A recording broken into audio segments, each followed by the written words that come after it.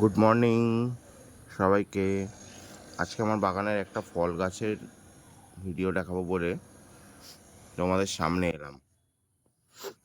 তোমরা দেখতেই পাচ্ছ, এটা কিন্তু এটা মালবেরির গাছ।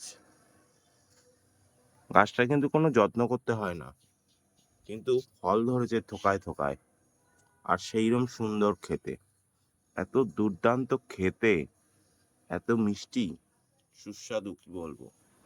তো যারা তোমরা ছাদ বাগান করো, আমার মনে হয় প্রত্যেকে এই গাছটা একটা করে লাগাও ছাদ বাগানে। বিনা যত্নে তোমরা ফল পাবে, শুধু জল দিতে হয়, শুধু জল দিলেই চলে। গাছটা কেমন লাগলো সবাই কমেন্ট করে জানিও অবশ্যই। টাটা।